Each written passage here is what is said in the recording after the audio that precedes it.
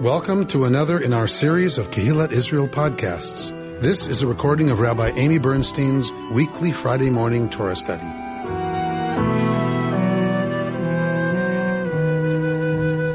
We are in the Parashat Tetzaveh.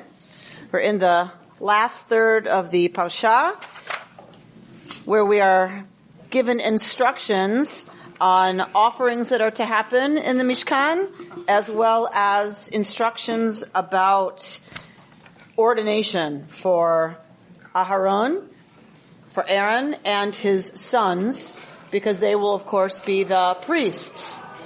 So we're getting instructions about how it is that they will actually be made into priests.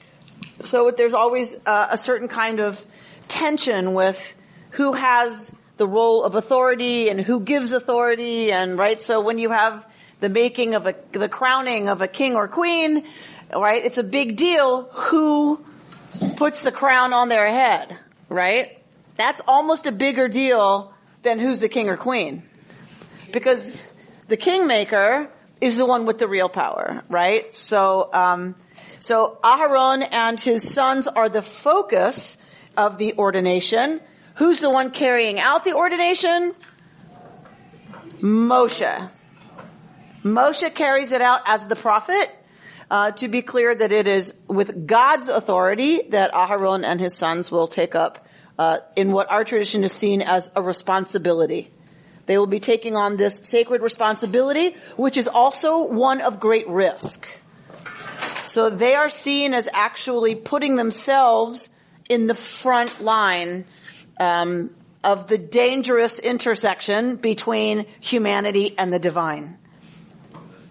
Like all important moments, there's a need to prepare for ordination. The priests have to undergo a ritual of purification before being ordained. And so what is the way that we do that? Blood. Water. Right. Blood cleanses. Water purifies people, right? There is going to be blood on people, right? But it does something a little bit different. For ritual purification purposes, for people, it's water, right? This is fairly universal. Right? As an anthropologist, I can tell you it's fairly universal. The idea that water somehow cleanses not just physically, but spiritually, emotionally, right? New starts, new things often involve some kind of ritual of pouring or, some kind of understanding of water as helping change one's status spiritually.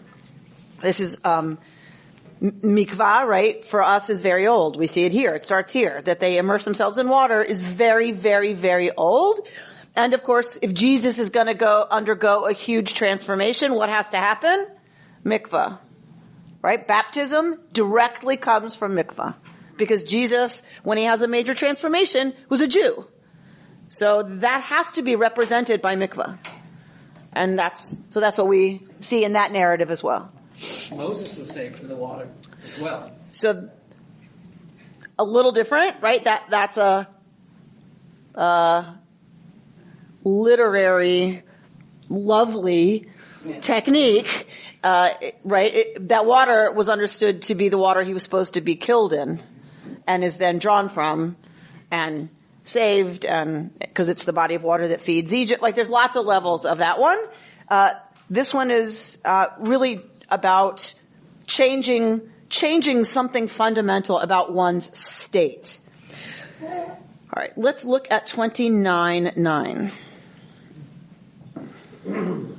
It's broken up very oddly. So start at 8. Then bring his sons forward, clothe them with tunics and wine turbans upon them, and gird both Aaron and his sons with sashes, and so they shall have priesthood as their right for all time. Go on. You shall then ordain Aaron and his sons, lead the bull up to the front of the tent of meeting, and let Aaron and his sons lay their hands upon the head of the bull. Slaughter the bull before the Lord at the entrance of the tent of meeting, and take some of the bull's blood and put it on the horns of the altar with your finger. Then pour out the rest of the blood at the base of the altar. Take all the fat that covers the entrails, the protuberance on the liver, and the 2 kidneys with the fat on them, and turn them into smoke upon the altar. The rest of the flesh of the bull, its hide and its dung, shall be put to fire outside the camp. It is a purification offering. Interesting. Purification offering? What this says? Very interesting. What does somebody else want to argue it says? Purgation. And what is purgation about? Yes, that's right. Chatat. This is a chatat offering. This is a sin offering. For me, a very important point is that there is anywhere in Judaism, in biblical Judaism, nowhere ever is there a suggestion that any human being ever is without sin. Ever.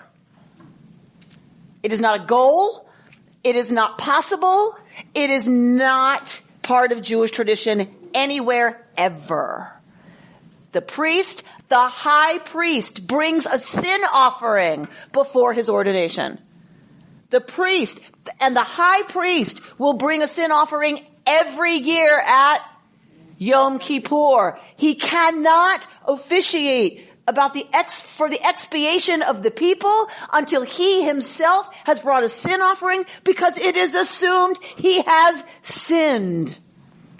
A very important point for me. Something I value very much about our tradition. Yes? How does this relate to original sin? Reuben, oh boy. So, original sin is not a Jewish concept. Right, so you're born with it. So in Christian tradition, the Christian tradition points to our text to locate original sin with Adam and Eve. And because of what they did, all of humanity is born with that original sin. That is not Jewish. Right? That we are born pure and we're gonna sin. Every single one of us. But we start with a clean slate, right? Are there consequences according to Jewish tradition of that first act of transgression? Absolutely. That men have to work, or going to the traditional model, men have to work and women bear children in pain. And again, remember, Genesis is describing the world as it is for the people who wrote it.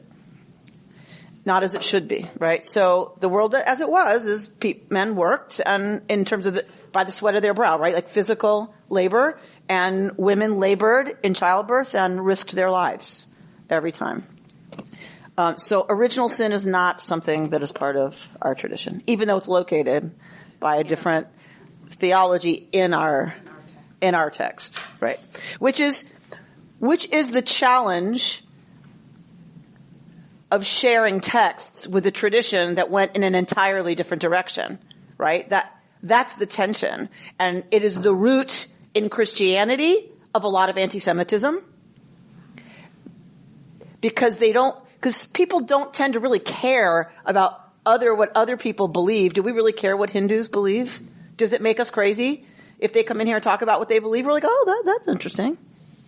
We have a different way of thinking about that same concept. We don't care, right? If someone wants to tell me what Bereshit says, however, I get a little crazy, right? So, because it's my text. I understand it as my text, right? Well, Christianity felt the same way. That they were interpreting these texts and we were going, excuse me, nuh-uh, right? And it has fueled a lot of anti-Semitism historically. I don't know what's happening today. All right. So things are just, I know, right? It's like, got it. Okay. We're good. It's all good. It may be totally off track, but just something new and different. Following from what you were talking yes. about, there's nobody at any point is without some sin.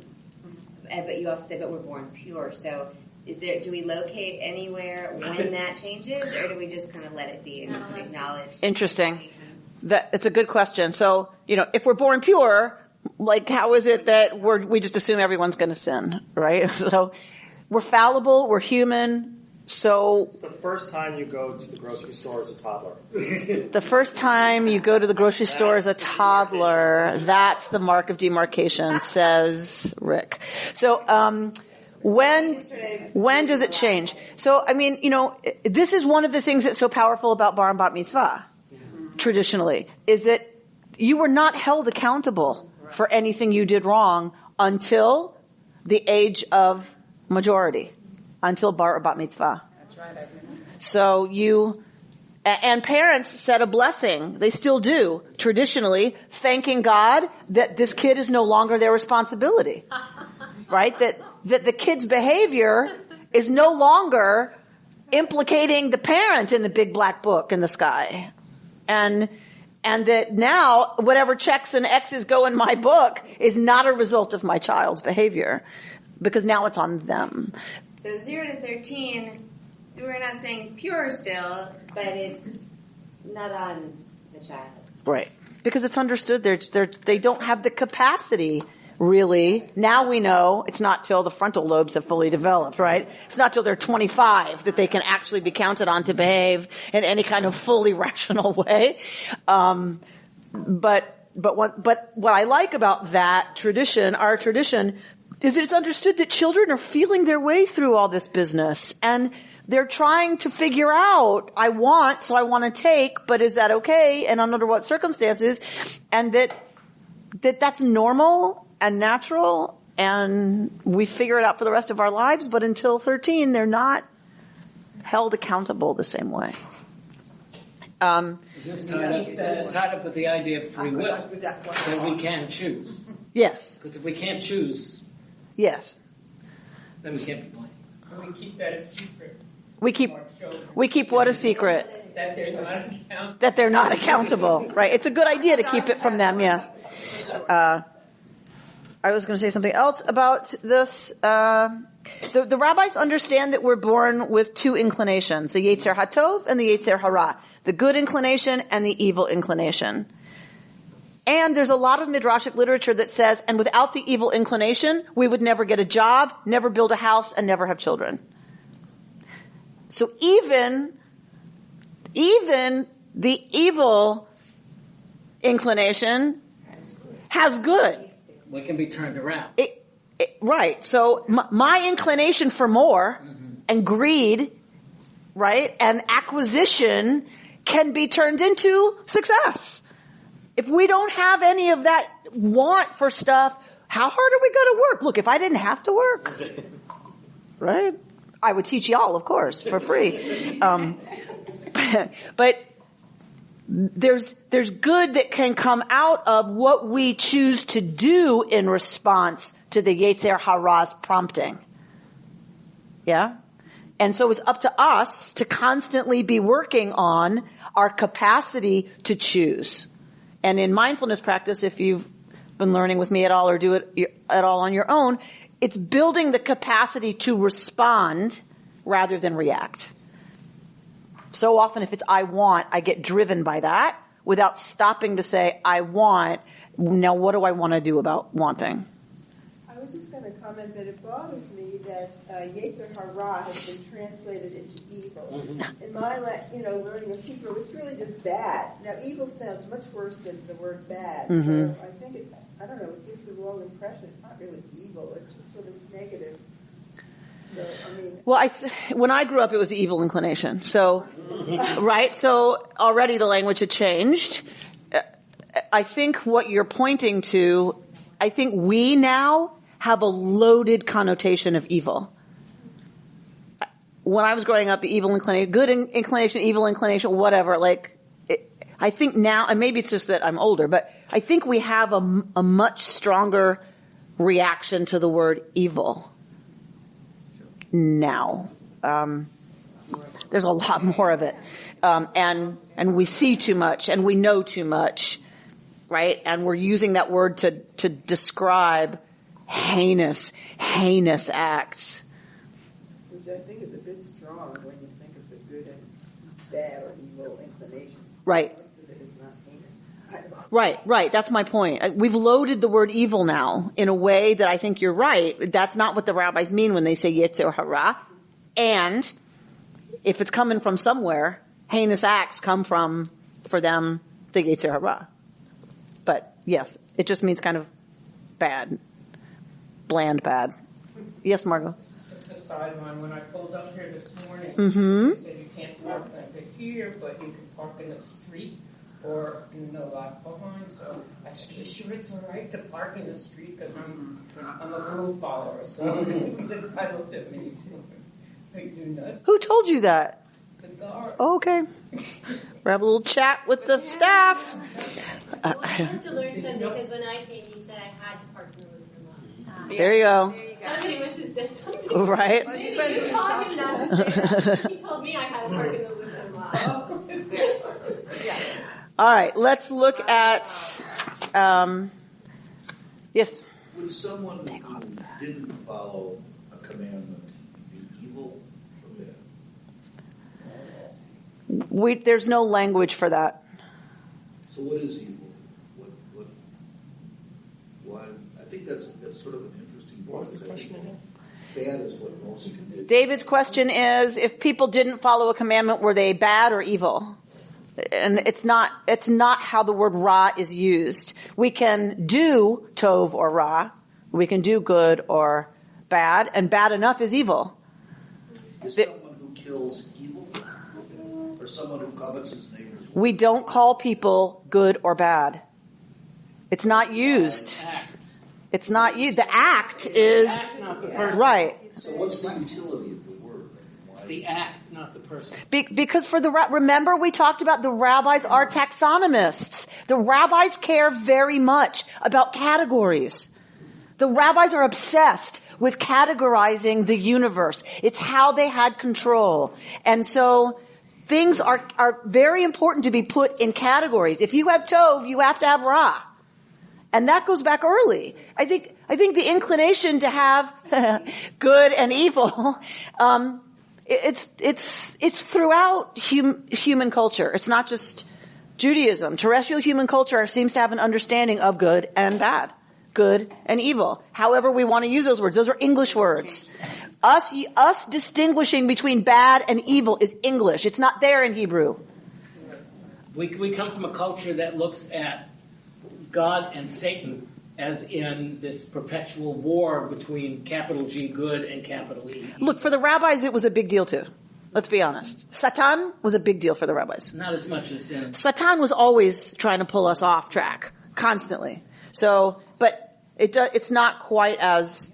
It's not quite as extreme. Powerful as in Christianity, but Satan is quite there for the rabbis. Could you just talk for 30 more seconds on the meditation part of when you have an inclination coming on about what you say to yourself to say, I want something or I need something about what is the language you use in your head? Start. Separate yourself from the thought so that you're not. It's a wonderful question, and actually is probably worthy of, a 2-hour class. So I'll briefly talk to the point. I think the first thing is that we build the capacity to notice. So we have to build the capacity to notice I'm hooked, right? The inclination is at work. Because often what happens is we over-identify with our feelings. I'm angry. No, I'm Amy, who's experiencing the emotion of anger. Calling in the witness, I'm Amy. Oh, look, there's anger, rather than I'm angry. That's a huge practice to constantly say, oops, there's that feeling, right? I'm hooked. I'm on the hook now. So, cause generally we just start to thrash when we're hooked, right? So building the capacity to notice what's happening is huge. And there's lots of different ways to do that. Then building our capacity to hold what we notice without flipping out or trying to deny it or stuff it or push it aside or go shopping or eat or drink, like whatever we do to normally not have to deal with it, right? So to build the capacity to notice and then hold what's happening without losing, as Pima Chodron would say, without losing my seat. Can I hold what's happening right now? I'm hooked. Notice that. I'm really angry. Interesting. I'm really angry. I wonder what's going on with that. There's anger again. And then allow ourselves to feel it, experience it, whatever. Sit with it, be with it, and then take a deep breath or chant or daven or whatever, or go to mikvah or like whatever it is that helps run. Oh God. That helps exercise, shift us out of needing to do something with that anger, right? That we can just kind of get through it. And then we get to a place where we can make some thoughtful decisions. Okay, what made me angry? What do I need to do so that that situation doesn't happen again? Because our emotions are not invalid. They're indicating something. Am I angry because I'm jealous? Am I angry because I'm hurt? Right? Because anger is usually a cover for something else. This is all just examples, obviously. Anger is a cover for sadness. Right? So, because that's way more comfortable than feeling vulnerable and sad or whatever, or unloved or unworthy, all those things that go into jealousy, right? So it's important to say, okay, so what about that situation is made me so angry? And so what do I need to do? It might be I have to have a conversation with somebody to say, you know what? I've thought about it, and it's really not acceptable what just happened. It can't happen again. You can't talk to me like that again. Right? And available after class? Always I'm available after class. So can I just also say that I think what you're saying is so true, and in the contemporary age, it's even more important, particularly with so much communication being done electronically. I mean, how often do we receive an email or a text that angers us? And your initial response is you want to reply right away. And, never a good idea. It's so critical to wait an hour, a day, a week, and really, restrain from immediately communicating because of all the things you said. The other thing I want to say, and this is particular to David, because you should know this because your kids went to Marquez, and all of our kids were taught in that song, in the play by Mrs. Reeves, count to 10, walk away, it will be okay, So the word that Rick just used, restraint, is a very powerful midah, is a very powerful, what's midah in English? Ethics, quality, characteristic. So a very important spiritual quality or characteristic. And the rabbis work very hard at practicing restraint. To not go where our instincts often drive us. So we just ended it so I can make a choice about, so that next time, right, I don't get that angry. And a big practice for us, I think, is teshuvah. Right? Like, so really figuring out, how do I forgive myself for what happened? How do I forgive someone else for what happened? And how do we do some repair around that? That whole trajectory leads to more peaceful relationships and healing. It makes possible so many different things than what we tend to do. Can I start by saying I'm Amy? You totally can. You totally can. All right. So let's and remind me of that, David, before we leave today, in terms of what does for us what this did?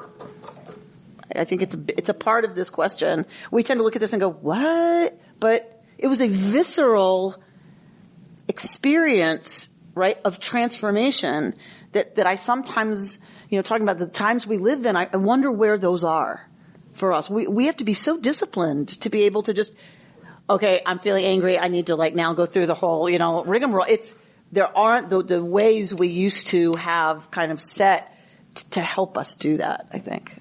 In regards to David's question, I think it's because we are people of laws that we don't get so much into, and we have a feeling that we all are born good. And of course, if we would do something bad, it would be because of an evil inclination, but we we're born good, but we don't really focus on the evil part. What we focus on is the laws, and if you broke the law, then there's consequences for that to get you back on the track. But I don't find Judaism to be like an evil, shaming type of religion. Yeah. It's just, did you go through the red light? Well, then you're going to get a ticket, Yeah. It's important, too, because what you wind up doing is trivializing real evil. Yes. You trivialize the Holocaust, you trivialize ISIS, and evil becomes just what we do. Yeah. And that's not a good thing to do. Linda? I always thought of the difference between Rav and Tav is that Rav is like Tav is like very accepting, very humble, very unselfish. Other people always come first, like a real goodness. And the other side is, we have to compete. We sometimes pursue our own ego. Like, I think of the evil not so much as like murdering someone. I think of it as like we can be competitive people. We can be people that pursue our egos. We can be people that put ourselves first sometimes. And there's an inclination to do that. And that is, the thing is between like loving compassion all the time, which nobody walks around like that, or putting yourself first. And what's the boundary? Like, it's never okay to pursue success and walk all over people, right? But you do have that inclination to pursue your own success and well-being and sadness. And that's how I think of it, as opposed to evil and good. What I hear you saying is that there's gradations that we often don't appreciate, right? That we tend to be very binary in our culture, right, especially right now. It's a very dangerous time, actually, because it's so binary. It's either good or evil. There's no way. So it can go from competitive to murder. There's a range, right, on that side. And somewhat generous to Mother Teresa on the other side. Loving and compassionate all the time. Right, so she was very, what's the word, temperamental, I understand. No, actually, not a good example. So, right, there's a full range, and we tend not to appreciate that as soon as we start needing to label stuff good and bad. And we should accept that we have this side that's competitive and egoic. It's part of being human. But it doesn't, because you're accepting a full portion of yourself, you don't accept murder. Like, of course there's... And so you think a lot like the rabbis. Yeah. The rabbis say it's the Yetzer Hara that leads us to murder, right? And the Yetzer Hara that keeps us competitive and helps us be successful. The rabbis want to say, take the competitive instinct and use it ethically. The reason we are a people of law is because the tradition understood that the world isn't what it should be. And we're a people of law. This is, by the way, Yitz Greenberg's great thinking. It's his new work. He says covenant, the whole idea of covenant is to take people and the world as it is and give them thereby a system to move it closer to what it should be. That we are going to kill animals and eat them is not a great thing. It is not the vision of Genesis. It is not the vision of Eden. And we do it. So if you're going to do it, you have to have laws around it. You can only kill, this, and this. You can only do it in this kind of way. You can only do it at this kind, right? So you bring a sacrifice and you eat it and it has to be shechted and all that stuff. To mitigate the fact that we're gonna do stuff that isn't perfect, right? That the world isn't what it should be. So how do we take those inclinations? How do we take those appetites? How do we take all of that and find a way to limit them and channel them to be the best people and create the best society that we can? Blanche? Well, I learned something by going to see The Bridge of Spies. Mm-hmm. Yeah. Because I lived through that period. Mm-hmm. And I so admired the character that was hanged place. He was an unusual man, and we think everybody is like that. We would be blessed. Anyway, when he comes out with the idea of not letting the justice system kill a man, despite when they really didn't have enough evidence. And the judge was about to commit this man to die. But Hank came up with this idea and asked the judge if it would be possible to put this man in jail, so in case a time comes where we can exchange prisoners, we would have something to exchange. And as it turns out, that happens. But he has to fight and fight and fight to protect his view of justice. And he gets it. He wins in the end. So even our attempts at dealing with with bad, can be bad. Right? So I'm sure the judge thought he was perfectly pursuing the best possible values, right? To deal with bad doing, wrong behavior, right? And in so doing, perpetrates, right? Bad. It's a very complicated thing, this relationship to who decides. Who decides what's just? Who decides what's good? Who decides what's wrong? Who decides what the consequences are? That's why most of these sins, by the way, don't come with any consequences. Because once you start talking about the consequences, oh, well, that's not such a bad consequence. Right? So maybe, right? So, and, who decides that? These are huge questions of humanity struggling to figure out what's right, what's good. I was going to say, I always wanted to be very understanding and not react to the anger of the other, or at least stop them. But I find out that, if you allow people, you let go of it, that eventually, like the law of it is right now, if you have someone walking on your lot, do you know that after a certain number of years it becomes public property? So I myself always wanted to be very understanding and let go, and you choose your fight, in other words. But I also find out later in life, and kind of late, but when you allow this kind of behavior, just because you want to be altruistic or good meaning, you also at the same time do not life take the way it should be. Or if you don't, for instance, you said if we don't respond to the anger and we let it go, and we let people trample over you, eventually that turns against you.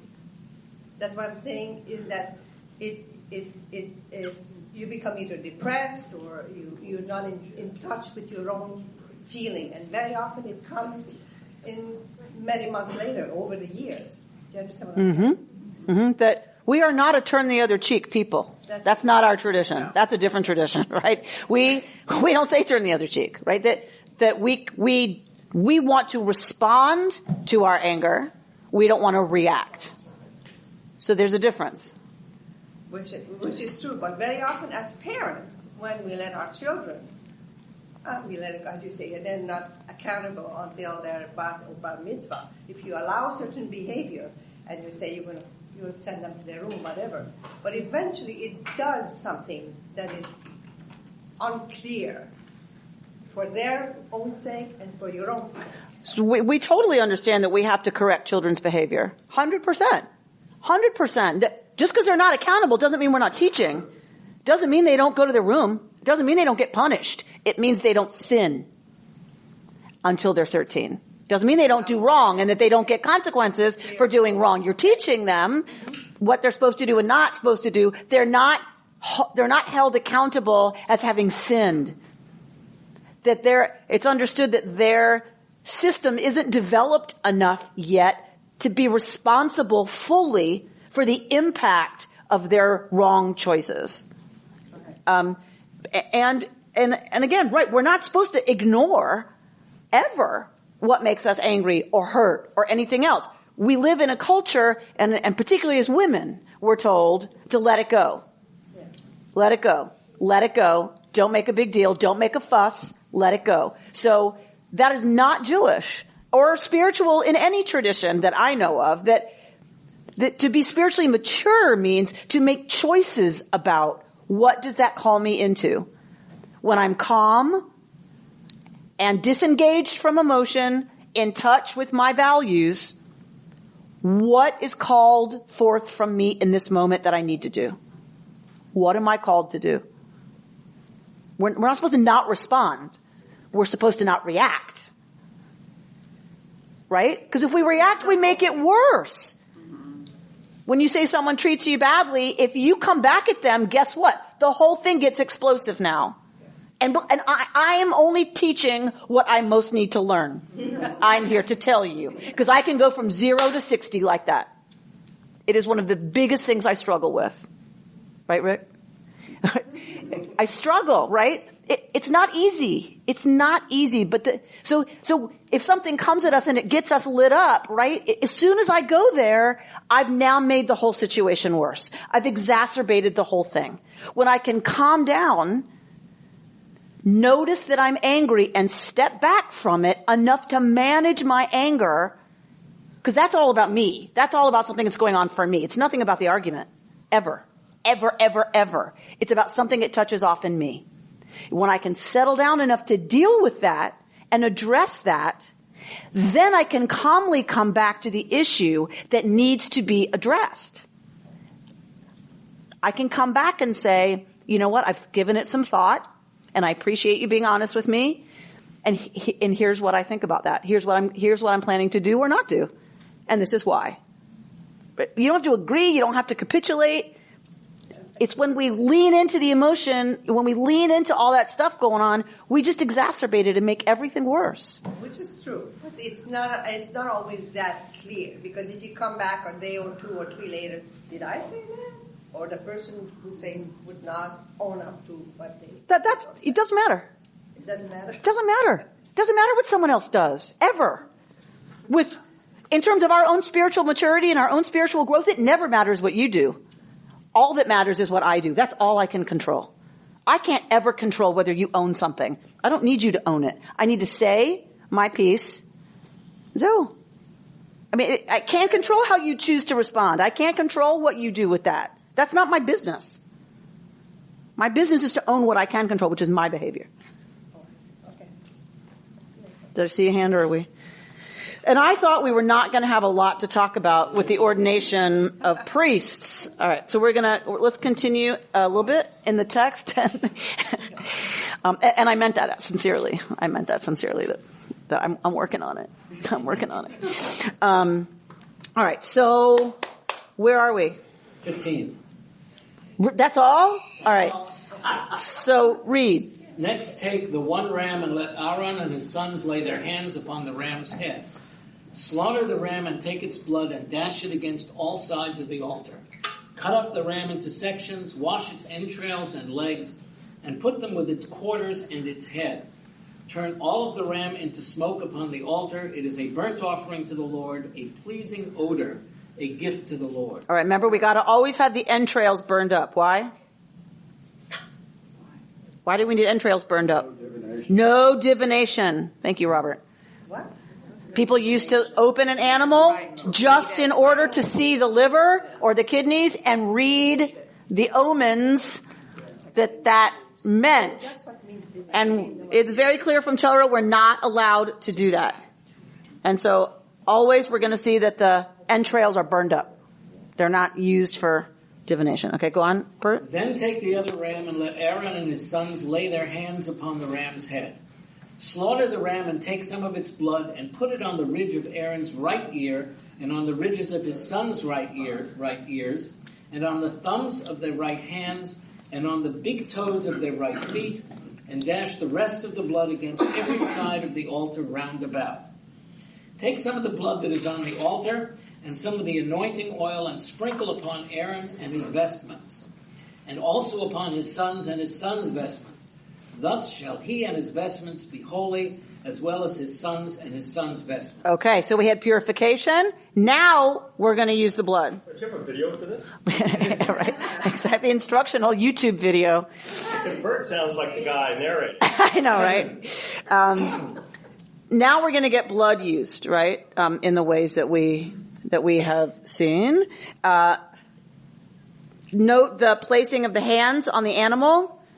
This is designated. We're not sure exactly what this means. It happens with animals and it happens with people. Sometimes it designates ownership, and sometimes the ritual is about transfer. Sometimes it's about I own this. Sometimes it's about transferring something by putting one's hands on it. In the case of animals, possibly we don't know, but possibly it's the same thing. Maybe not. But it could be the same thing, that I transfer whatever I deserve onto the animal, and by placing my hands on it, I do that and designate it as mine, so it stands in for me. I can't have Lisa's animal stand in for me and be slaughtered. I have to claim it as mine. So it's possible that there's some of that is behind some of this. We just don't know. We don't have any discussion of the evolution of some of these rituals. I said this last time we studied this text, that something about putting your hands on a live animal, because of something you did, now it's going to die. And you're feeling with your full weight, that's hopefully going to impact you, that, maybe it'll change your behavior so another poor animal doesn't have to die from something you did. Right. So it's a very powerful ritual. And sacrifice as well, right? A very powerful rite and ritual. Since we're going to eat meat, our tradition evolved to say there should be meaning attached to the loss of that life.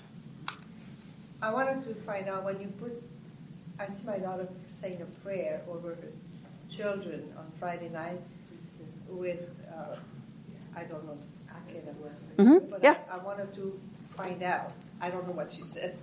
She says the priestly benediction. It's a benediction. And I see that they do that. The priestly benediction. That's right. All right. The blessing that the priests used to bless the people. Oh, that could be why. When we had the benediction when I was back home with my family, my father used to put the head over the whole gang. I mean, we were, right now we're about 150 people. But at the time, we might be close to 80 people. And he had to do that prayer once a year. Mm-hmm. And for a half hour before he was crying, during he was crying, and after he was crying. Because it was very powerful for him to do something like that. Mm-hmm. And I can understand.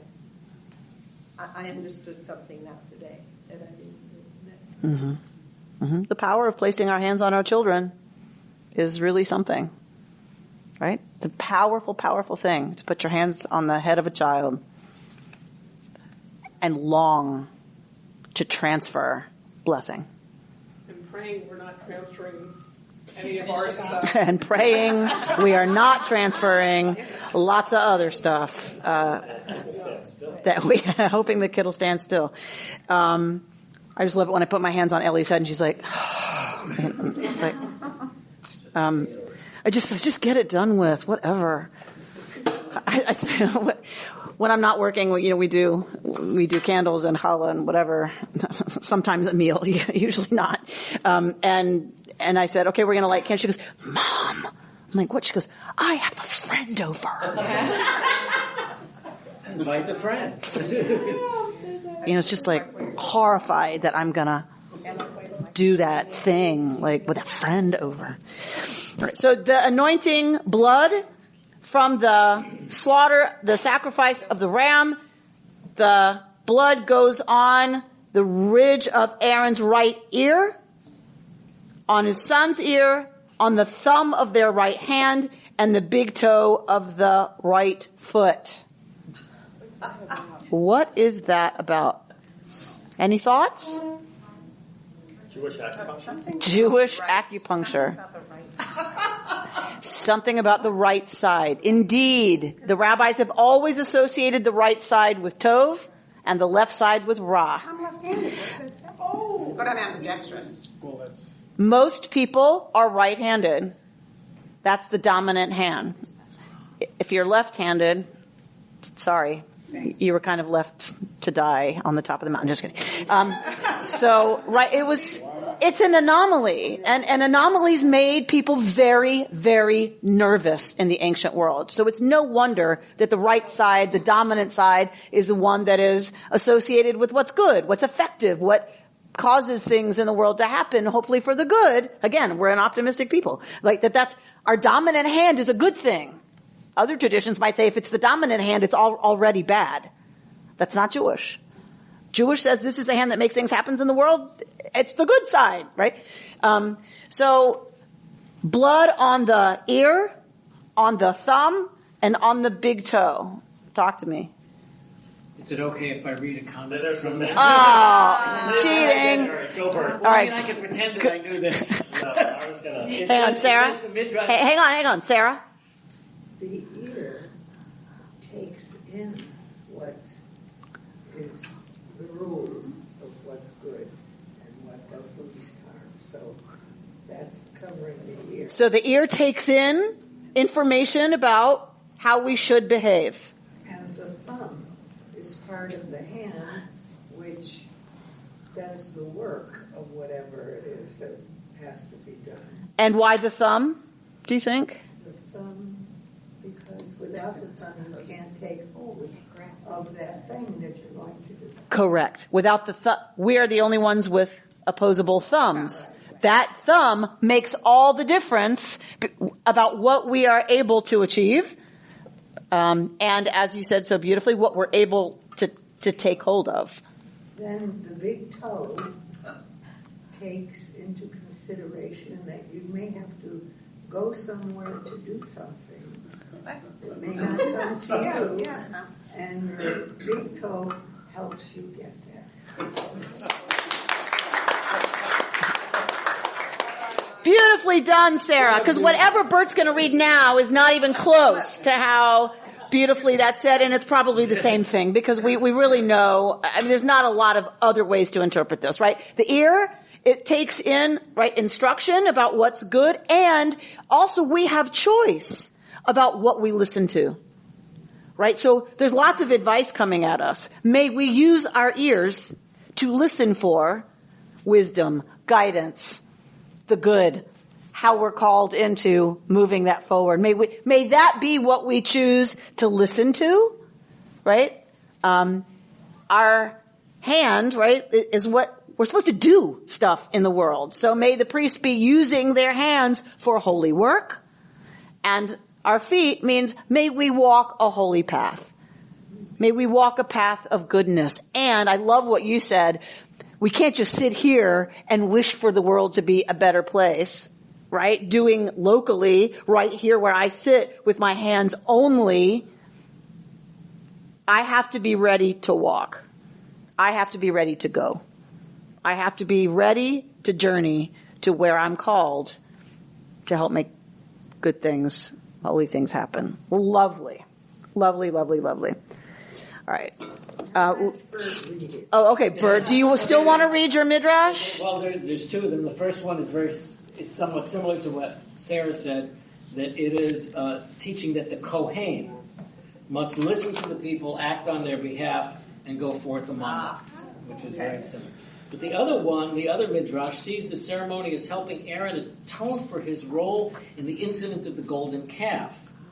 The quote, the ear that heard the words, "You shall have no other gods beside me," and then listened to the people's demand for a calf. Okay, that he heard the command, but then, okay? The hands that had pledged to serve God and then fashioned the calf and the feet that climb Mount Sinai and then hasten to do that which was wrong. All these had to be cleansed and rededicated to the service of God. Okay, so what we were saying, and here's a specific example, right? May we listen to the good stuff, not the people asking for a calf. May we be about good stuff, not, exactly an example of how Aharon himself failed to do that. What about the clothes, the vestments? Did they get all trashed with blood too? Soaked in... Mapitom soaked. They're sprinkled. Okay. It's a sprinkle. So his vestments should be fashionable? His vestments are vestments of service. And so those, they have to be activated is the only word that's coming to mind. They have to be made holy. They have to be sacralized, right? They have to be made sacred in some ritual fashion. I mean, and we still have this instinct, right? I was taught you don't let a kippah sit on the floor. You don't let your tzitziot drag on the floor. If they do, you pick them up and kiss them. We have this instinct to take our sacred garments and treat them differently because they are kadosh. And when you put them on, they make you feel differently. Hopefully, yes. That's part of the point, I think. And if we were doing the second year triennial, so you'll have to come back for 2 more years, Laura, that's the conversation, because it's talking all about their clothes, right? So we have that conversation about what does clothing, ritual clothing, other clothing, uniforms, when I'm talking with bar and bat mitzvahs, it's like the power of what we wear. All right, I want to close with verse 42-ish, talking about what's happening in the Mishkan. Their instructions about what they're supposed to do in the Mishkan. Look at verse 42, that there's a tamid, a regular offering, and this is ner tamid, by the way, also, right? Which we always call it the eternal flame. The word is regular, meaning consistently.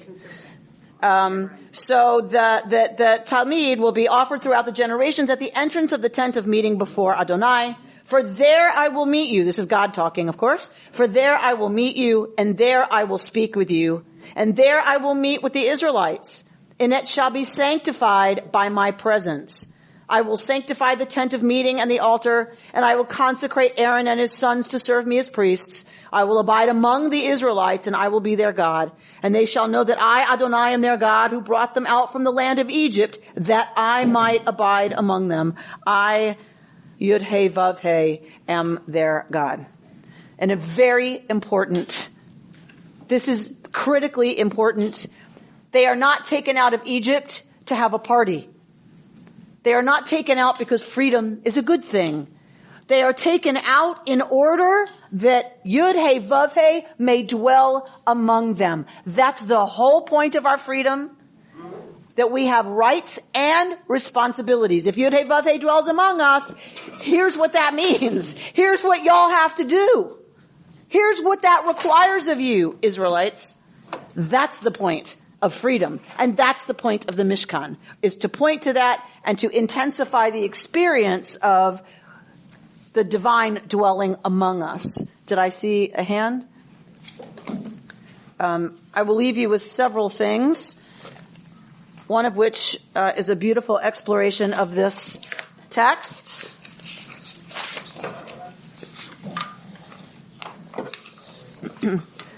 By Rabbi Rami Shapiro, who says that the whole point, as we mentioned last week, there I will meet you and speak with you, right? From between the kruvim. That God exists in the in-between. We don't really, as Jews, experience God so much in the I sit and commune with God.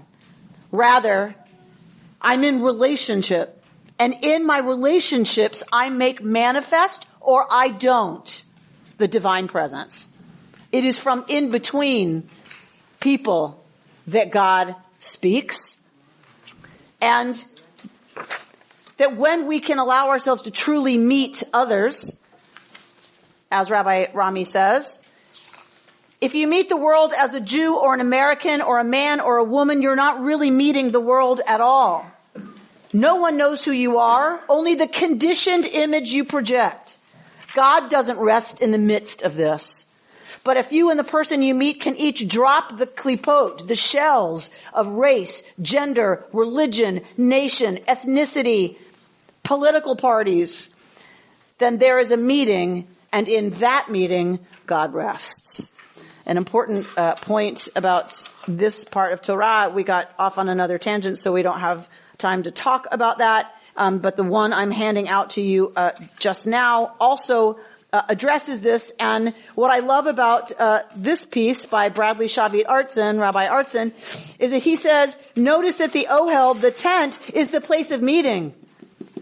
And he says it's not God's presence that makes the Mishkan a holy place. It's Aaron showing up, ready to work on behalf of the people. It's Moshe ready to do what it's going to take to lead the people. It's the people coming with their intention to make it right with sacrifices and offerings to try to have the power of that experience change their behavior. It's the meeting that makes that place holy and draws the divine to it.